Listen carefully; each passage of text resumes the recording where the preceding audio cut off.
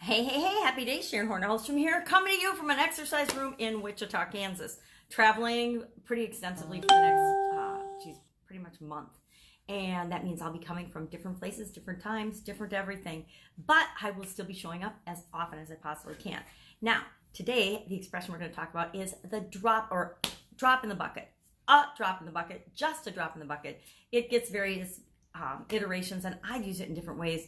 But here's what drop in the bucket means to me, in addition to what it means. It's, of course, from the Bible, Isaiah 9:15, and it means, I think it was used as a drop in the ocean. We're just a drop in the ocean, meaning compared to everything else, we're just this very teeny tiny insignificant thing. Or maybe it wasn't and isn't referring to people. We can say a drop in the bucket if we're raising money for a charity or something, and we raise, say, $100, and we need to raise 100 million. We might say, oh, it's just a drop in the bucket. But here's the rub. Here's the thing.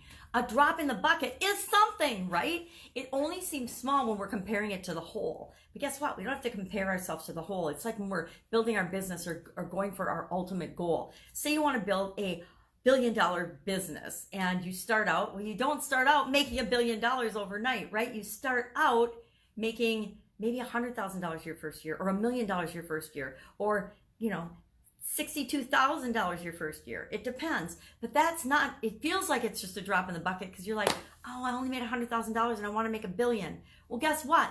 That drop in the bucket still shows progress. It still shows action. It still shows that you're moving toward what it is that you want.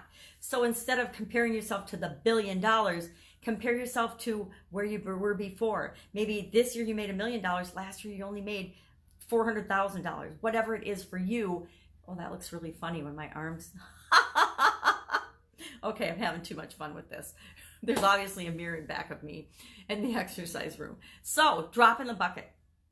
To me, it signifies action and movement toward what I want. And if you approach it that way, I think that it's a really positive way at looking at progress. But most people compare, and comparisons are the quickest way to death as far as I'm concerned. With respect to our businesses, with respect to our personal life, there will always be somebody that is faster, prettier, skinnier, smarter, more efficient, more effective, more anything than you personally are, or maybe than your business is.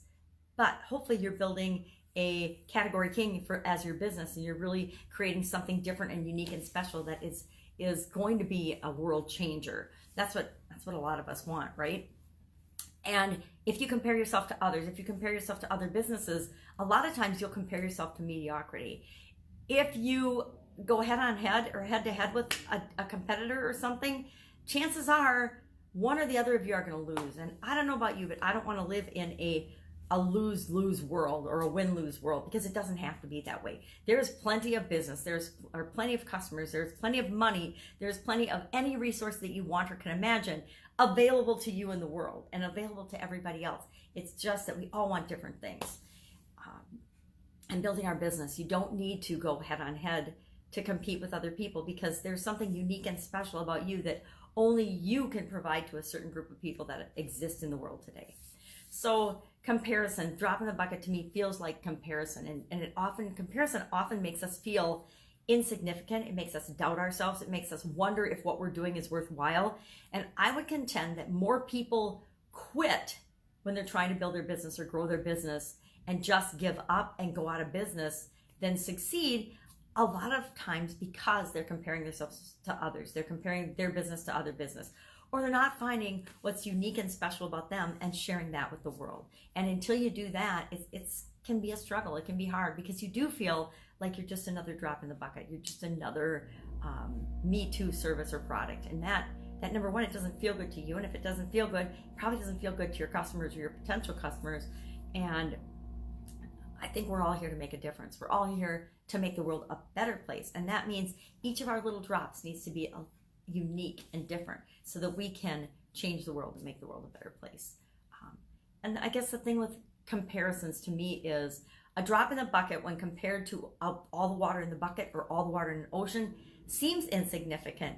But that same drop of water could actually be the difference between life and death. If that drop lands on an animal or a plant in the desert, that could be the difference between whether that little living being dies or lives, right? So then that drop of the bucket is the most important thing in the whole wide world, at least the most important thing in the whole wide world to that plant or that animal.